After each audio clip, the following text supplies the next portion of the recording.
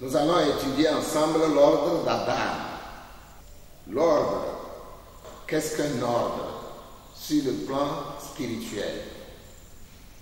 Effectivement, sur le plan spirituel, il y a ce que nous appelons l'ordre. Et nous avons constaté dans la Bible qu'il y a 3 ordres majeurs. Le premier ordre, c'est l'ordre d'Adam. Nous pouvons trouver cela dans Genèse 1 au verset 26. En allant. L'ordre d'Adam. Après l'ordre d'Adam, il y a eu ce qu'on appelle l'ordre selon Aaron. Et après l'ordre d'Aaron, il y a aussi ce que nous appelons l'ordre selon Melchizedek. Donc, nous avons à peu près 3 ordres majeurs. Il y a d'autres ordres, mais ils ne sont pas majeurs. Selon Dieu, le plan de Dieu pour l'homme, on a 3 ordres dans l'humanité, dans la conduite de l'humanité. Et nous avons dit que l'ordre, ce sont des constitutions spirituelles que Dieu a émises pour conduire, gérer la race humaine sur la terre. Nous allons commencer par le premier. Le premier ordre, le tout premier ordre, est l'ordre de la création de l'homme. Quand Dieu a créé l'homme, l'homme était un homme complet. Et nous l'écrivons souvent en H majuscule. Un humain plein. Un humain plein, c'est un humain qui a toutes les caractéristiques de l'être humain. Des caractéristiques physiques, des caractéristiques moraux et des caractéristiques psychologiques. Donc tout est en l'homme, tout est au complet. Adam était créé parfait. Parfait sur le plan physique, parce qu'il était un géant, un colosse d'une grande taille. Et Adam était aussi spirituellement bien bâti. C'est-à-dire qu'il pouvait parler à Dieu, écouter Dieu et répondre à Dieu aussi, de sorte que Dieu aussi le comprenne. Donc l'être humain a été créé parfait au début. C'est ce que nous appelons un homme complet. Quand nous l'écrivons avec H majuscule. Donc, quand cet homme-là a été créé, il y a eu une constitution spirituelle qui a été émise et qui a été soumise afin qu'il l'observasse et qu'il le mette en pratique. Et par là, par cette constitution, l'être humain était appelé à vivre. Donc, l'homme n'a pas été créé comme ça pour vivre par hasard. L'homme a été créé avec une constitution, avec une loi, avec une législation. Nous le trouvons dans Genèse 1 au verset 26 où nous lisons « Puis l'Éternel Dieu dit, faisons l'homme à notre image, selon notre ressemblance, et qu'il domine sur les poissons, sur les animaux, sur tout ce que tu as créé. » Bien-aimés dans le Seigneur, faisons l'homme à notre image, selon notre ressemblance, afin qu'il domine. Voilà la constitution, voilà l'ordre qui a été émis à l'endroit de l'homme, afin que l'homme vive par cette loi. Qu'est-ce que l'image de Dieu? Qu'est-ce que la ressemblance de Dieu? L'image de Dieu fait référence à la morphologie, à l'anthropomorphisme. L'homme est créé à l'image de Dieu. L'homme est créé au regard de la forme physique de Dieu. Quelqu'un me demandera, est-ce que Dieu a une forme physique? Bien sûr. quand vous allez arriver au ciel, la Bible dit, nous le verrons tel qu'il est. Il n'y aura plus de révélation quand nous serons au ciel. Donc Dieu a une forme aussi physique adaptée à son monde, à son domaine. C'est pourquoi la Bible dit qu'il y a aussi des corps célestes et des corps terrestres. Donc Dieu a créé l'homme selon la forme que lui-même il a dans le ciel. Les anges ont des ailes et l'homme n'a pas d'ailes. Pourquoi? Parce que Dieu n'a pas d'ailes. Dieu est comme nous. Donc Dieu nous a créés à son image, selon sa ressemblance. Alors, selon sa ressemblance est différent de l'image. Donc, le deuxième groupe de mots, selon, nous lisons, faisons l'homme à notre image, selon notre ressemblance. Selon notre ressemblance, nous renvoie à quoi? La ressemblance. Comment est-ce que vous ressemblez à votre père? Si on dit que vous avez l'image de votre père, ça se comprend, n'est-ce pas? C'est la forme morphologique. C'est la forme morphologique. C'est l'anthropomorphisme. Vous ressemblez à votre père sur le plan de la forme. La tête, le tronc et les 4 membres. Bon, maintenant, si on a notre ressemblance, si on dit que cet enfant ne ressemble pas à son père, il n'est pas comme son père. Donc, on parle de l'éthique, on parle du comportement. On parle de votre comportement. Donc, Dieu a fait l'homme, non seulement à son image, mais aussi selon son comportement, selon son éthique. Et donc, l'homme, c'est pourquoi nous disons que l'homme a été fait bien au départ. Il n'y avait pas une erreur de la création de l'homme. Dieu parfait a créé l'homme parfait. Voilà l'ordre d'Adam. Et Dieu a dit, vous êtes des dieux. Par notre verset que nous venons de lire, nous comprenons clairement que Dieu a fait de l'homme un dominateur. Faisons l'homme à notre image, selon notre ressemblance, afin qu'il domine. C'est clair. Et donc, dans le psaume 82, verset 6, nous disons que Dieu a dit, j'avais dit, vous êtes des dieux, mais vous mourrez comme des hommes. Vous mourrez. Dieu, nous voyons que Dieu a créé l'homme dans une vision. C'est cette vision que nous appelons l'ordre. L'ordre, le commandement ou la législation qui accompagne la création de l'être humain. Donc, Dieu, en nous créant, a voulu que nous soyons des commandeurs. L'être humain doit être un commandeur. Et maintenant, à cause du péché, comme l'homme a chuté en Ève, l'homme a péché, a chuté à travers sa femme, c'est fini. Dieu, le plan de Dieu a été différé. Le plan de Dieu, par là, a été différé. Et en différant le plan de Dieu, Dieu est tellement vexé que Dieu a dit, j'avais dit, vous êtes des dieux, mais pourtant, vous allez mourir comme des hommes, comme vous êtes en train de mourir. Et donc, nous voyons que Dieu a fait d'Adam un commandeur. Qu'est-ce qui montre que Dieu a fait d'Adam un commandeur? Qu'est-ce qui fait que Dieu, qu'est-ce qui montre que vraiment Dieu a voulu que nous soyons des autorités sur la terre? L'autorité suprême, ici-bas. Qu'est-ce qui montre cela? Quand nous voyons aujourd'hui les hommes veulent devenir des démons, les hommes qui veulent nous diriger vont voir le diable. Ceux qui dirigent le monde vont voir Satan. Ils mangent les choses, détrônent les cadavres et dévorent les pourritures des sépulcres. Pourquoi l'homme s'est rendu aussi bas pour trouver à manger ou pour régner? Bien-aimés dans le Seigneur, nous allons aller pas à pas. On va aller pas à pas. Nous avons dit que l'homme a chuté. L'homme a failli. L'homme a obéi à Satan.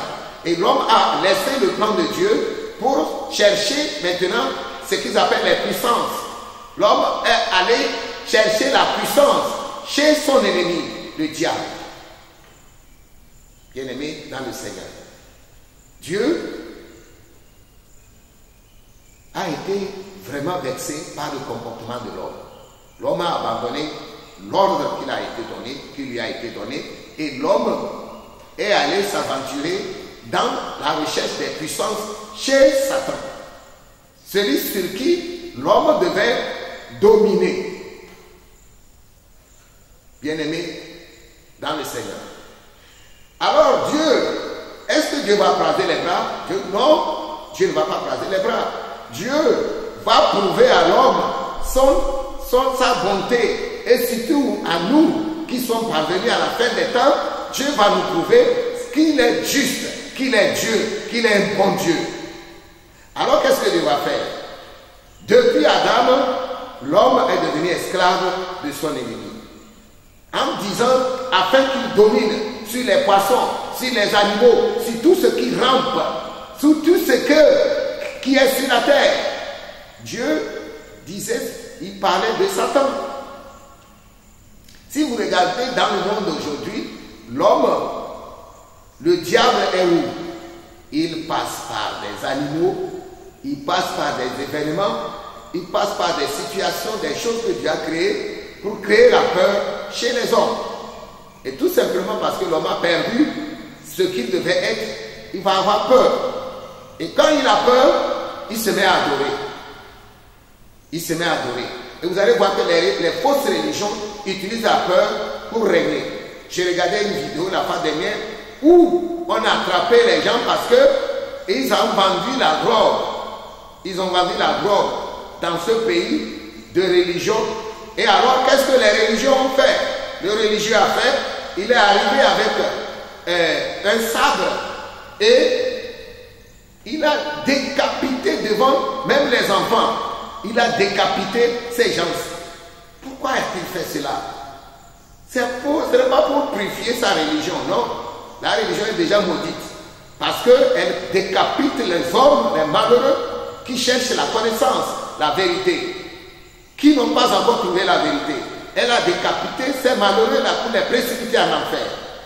Donc, pourquoi le Messie a fait ça? Lui, il va penser, il pense que, et là, c'est pour purifier le pays. Non, ce n'est pas pour purifier le pays, mais c'est pour créer la peur. C'est pour créer la peur. Pour que les gens croient que la religion là est vraiment sérieuse. Alléluia. Je suis en train de dire que les hommes sont allés chercher la puissance, l'autorité chez leur ennemi, le diable. Et voilà ce qu'il leur donne. La mort. Donc Dieu ne va pas se taire. Il a cherché des moyens et Dieu va faire venir le deuxième ordre, qui est l'ordre selon Aaron. Et pour l'avoir, Dieu a envoyé un peuple en esclavage, l'Israël. Israël est allé en esclavage pendant plus de 400 ans. Et là maintenant, Israël a appris à connaître Dieu. Il s'est mis à crier le nom de Dieu. Et dès qu'ils se sont mis à adorer Dieu, sans le connaître, Dieu s'est fait connaître. Et il les a fait plutôt sortir de leur esclavage. Et Dieu les a conduits à travers une puissance inégalée. Il les a conduits dans un désert pendant 40 ans. Et durant leur traversée de ce désert, Dieu a institué un culte selon Aaron, selon l'ordre d'Aaron. Donc Dieu a donné l'ordre à Aaron. Et l'ordre là, pour ne pas aller trop loin, il était constitué de sacrifices et de beaucoup de protocoles pour pouvoir dire même un simple bonjour à Dieu sur le plan spirituel.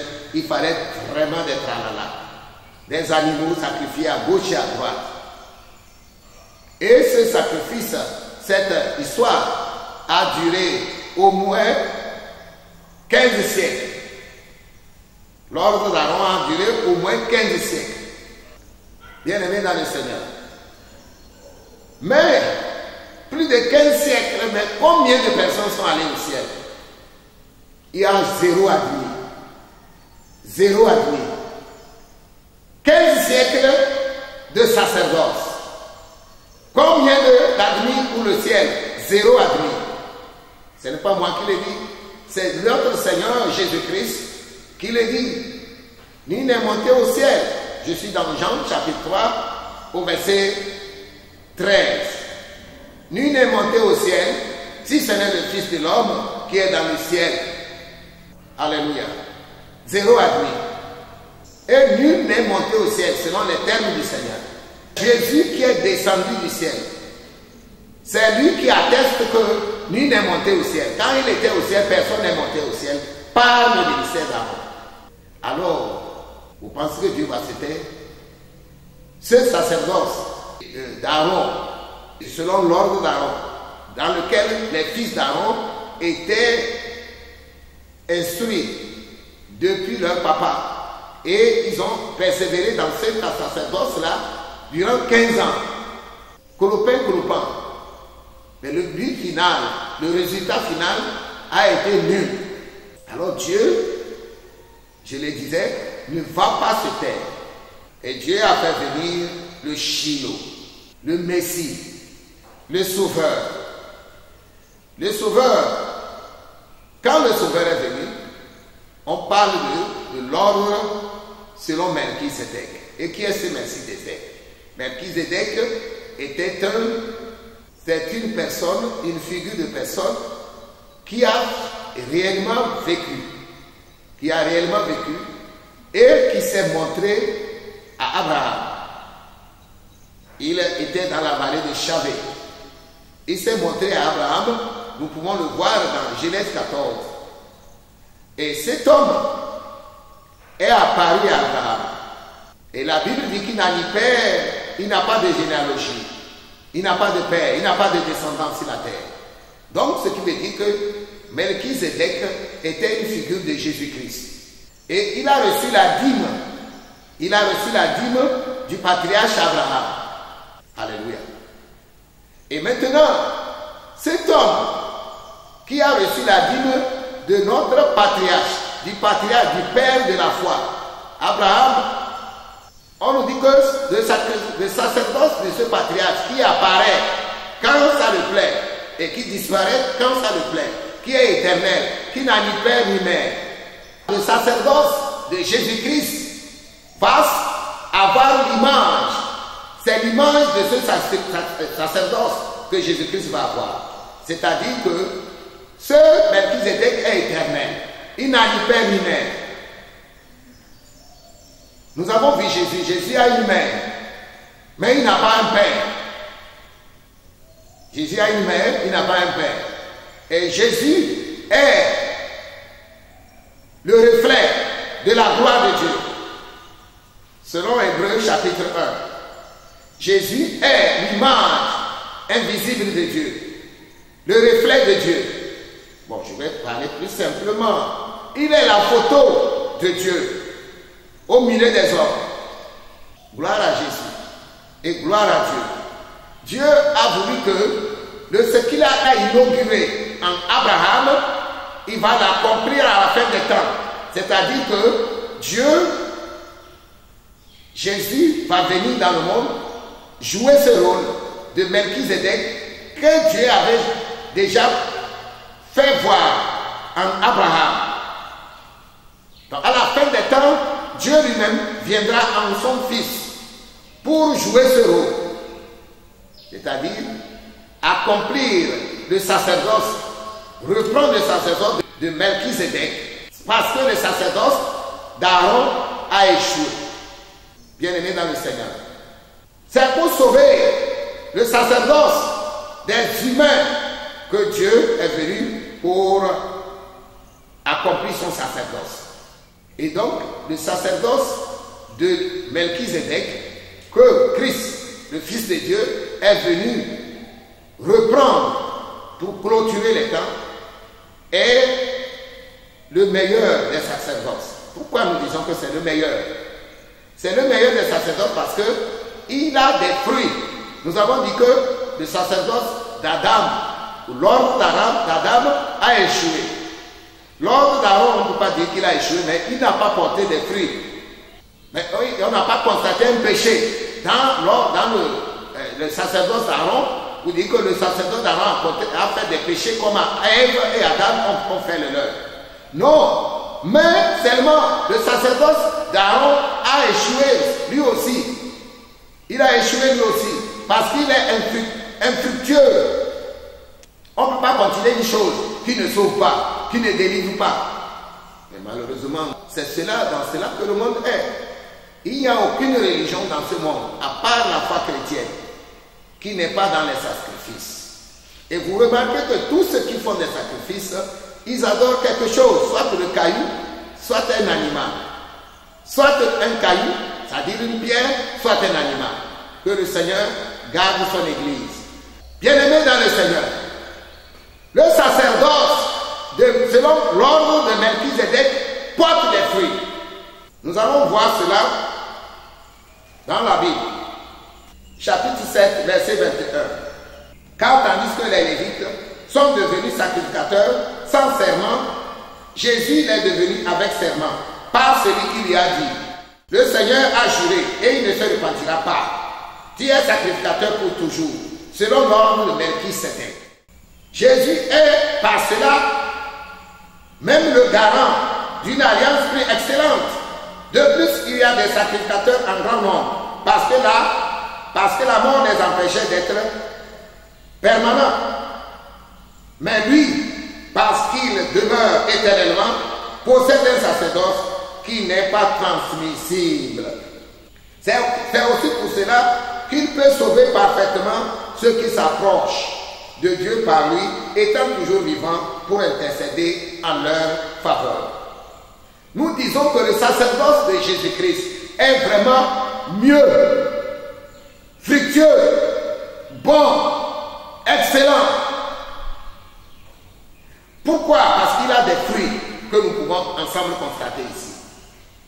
Donc Dieu annule le sacerdoce d'Aaron, selon l'ordre d'Aaron, et il inaugure un sacerdoce permanent, qui est éternel. Parce que celui qui est le sacrificateur est éternel. Au fait, c'est Dieu lui-même. C'est Dieu lui-même. Nous lisons, le premier fruit, c'est l'expiation. Le premier fruit, c'est l'expiation. Expier veut dire cacher. Cacher le péché. Couvrir le péché. Mais nous disons que Jésus enlève le péché. Il ne couvre pas le péché. Comme l'a essayé Aaron. Jésus ne fait pas seulement couvrir. Parce que expier veut dire couvrir. Cacher. Mais Jésus fait plus. Dans Jean 1, verset 29, Jean-Baptiste, le prophète Jean-Baptiste dit quoi? Il dit que voici l'agneau de Dieu qui ôte le péché du monde. Voilà, c'est pourquoi nous disons que le sacerdoce de Jésus-Christ est plus puissant que le sacerdoce d'Aaron.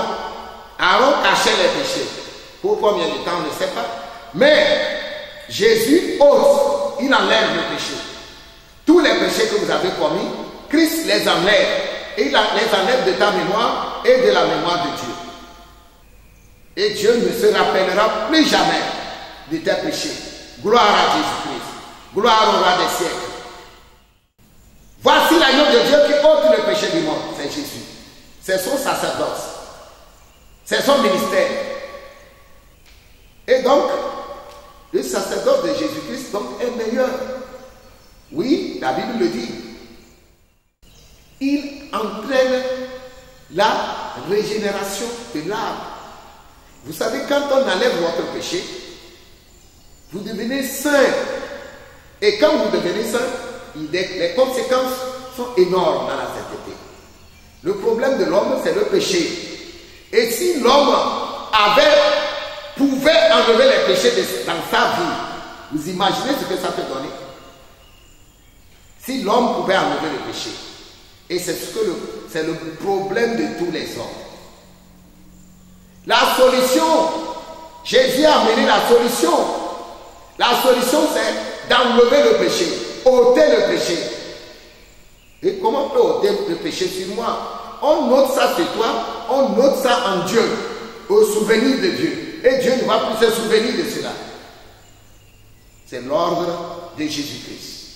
Le premier fruit, c'est enlever le péché, que nous appelons l'expiation. Vous voyez, nous avons dit que Jésus fait plus que expier. Il enlève de ta vie et de la pensée de Dieu. Le deuxième fruit, Jésus a inauguré un chemin nouveau qui va au ciel.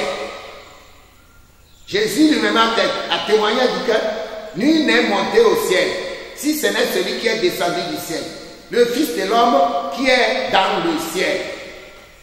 Jean 3, verset 13. Jésus témoigne en ce verset que le sacerdoce d'Aaron n'a pas pu amener quelqu'un au ciel. Et lui, il est descendu du ciel pour inaugurer le chemin. Et vous vous souvenez de ce que Ésaïe 40 a dit. Consolez mon peuple. Le chemin sera frayé, les collines vont s'affaisser. Les chemins qui étaient dangereux seront nivellés. Et Dieu va se créer une route. Et la gloire de Dieu va passer. Les enfants de Dieu vont passer pour retourner à Zion céleste. Dans la Zion céleste. Bien-aimés dans le Seigneur, Jésus-Christ a inauguré un chemin à travers sa chair, la chair de Dieu. La chair de Dieu. La chair de Dieu, c'est le ciel. Il a traversé le ciel et il a créé une route pour nous qui voulons aller au ciel. Voilà le deuxième fruit de l'ordre selon Melchisédek. Le troisième fruit, Jésus a prouvé la suprématie de son sacerdoce sur les autres ordres, les autres sacerdoces. Jésus a chassé les démons. Jésus a guéri les malades. Dans Matthieu 10, nous lisons au verset 8. Guérissez les malades, ressuscitez les morts, purifiez les lépreux, chassez les démons. Vous avez reçu gratuitement, donné gratuitement. Bien-aimés dans le Seigneur, nous voyons Jésus donner des ordres. Le maître de l'ordre selon Melchisédek donne des ordres à tous ceux qui veulent emboîter ses pas. Guérissez les malades, chassez les démons. Nous remarquons que cet ordre-là qu'on donne ici aux chrétiens, c'est-à-dire aux enfants de Dieu, c'est-à-dire encore à ceux qui vont avoir la foi en Jésus-Christ, on leur donne des ordres de dominer. Comme nous l'avons vu, Dieu a donné des ordres, le même ordre à Adam et Ève dans le jardin d'Éden. En définitive, qu'est-ce que nous voulons dire? Nous voyons ici que Jésus, l'ordre de Jésus rejoint l'ordre prédictif, c'est-à-dire l'ordre qu'Adam avait reçu dans le jardin. Et vous vous rappelez que nous avons dit que Dieu a dit, j'avais dit, dans le psaume 82, verset 6, Dieu dit, j'avais dit, vous êtes des dieux. Donc Dieu a fait de l'homme Dieu. Dieu a fait de l'homme Dieu. Pour que Dieu soit satisfait de la création de son ami Adam. Dieu a donné le pouvoir. Dieu a donné le pouvoir à Adam de régner sur la terre comme son ambassadeur, d'assumer l'autorité de Dieu sur la terre. Donc Jésus donne des ordres sur la maladie, sur la mort, sur les démons, y compris Satan. Dieu donne des ordres à ses enfants de dominer toutes ces choses et de diriger le monde. Bien-aimés, quand nous observons le monde, est-ce que nous voyons ces choses? Non. Nous ne voyons pas ces choses. Pourquoi? Parce que les hommes ont accepté à moitié la volonté de Dieu. Les hommes n'ont pas accepté à enseigner cela dans leurs églises. Qui vous a dit une seule fois que Dieu a dit, j'ai dit, vous êtes des dieux? Moi, je l'ai dit par hasard, hein. Je n'ai jamais été enseigné, je n'ai entendu aucun pasteur me prêcher cela. Jésus lui-même reprend le verset du psaume 82, verset 6, en disant, j'ai dit. On avait dit, j'avais dit, dans le psaume, mais Jésus dit, j'ai dit. Dans Jean 10, verset 34, j'ai dit, vous êtes des dieux. Jésus parlait à qui? Il parlait aux apôtres et aussi aux pharisiens. C'est malheureux qui étaient en train de critiquer Jésus-Christ, de condamner Jésus-Christ dans leur ignorance. Dieu est venu dans le monde en Jésus-Christ pour rétablir l'ordre d'Adam. Et l'ordre d'Adam, c'est quoi? C'est que Dieu dit, Hébreux 1, verset 6 dit, et lorsqu'il introduit de nouveau dans le monde le premier-né, il dit que tous les anges de Dieu l'adorent. Avez-vous une fois entendu parler de cette histoire? Qu'on a dit, comme on a dit à Jésus-Christ, au temps de Jésus-Christ, Dieu a toujours dit à ses enfants, Dieu a toujours dit à ses représentants, que tous les anges de Dieu vous adorent. Tout ange qui refusera, vous invoquerez le feu sur lui. Et c'est ce que les vrais enfants de Dieu font. Et c'est écrit. Lisez dans le psaume 149. Que les louanges de Dieu soient dans la bouche des enfants de Dieu. Et les glaives à deux tranchants entre leurs mains pour exercer la vengeance qui est écrite. Pour exterminer. Et la Bible dit dans Psaume 110, tout est plein de cadavres. Tout est plein de cadavres. Bien-aimés dans le Seigneur, je ne suis pas en train de parler de la guerre entre les hommes. Je veux vous parler du combat spirituel. Jésus-Christ, le troisième fruit et le quatrième fruit. Le quatrième fruit, c'est la vengeance. La vengeance. Dans le troisième fruit, nous avons parlé, Jésus a chassé les démons, il guérit les malades, il fait les miracles, il ressuscite les morts, aisément. Et tous ceux qui croiront feront cela aussi aisément. Si vous croyez en Jésus-Christ, vous le ferez aisément. D'ailleurs, il a dit, il n'a pas parlé des chrétiens, Jésus a parlé de ceux qui croient. Il dit, voici les miracles qui suivront, qui accompagneront ou qui suivront ceux qui auront cru. Et il a cité les miracles. Bon, voilà, il n'a pas dit voici les miracles qui accompagneront les révérends pasteurs. Non.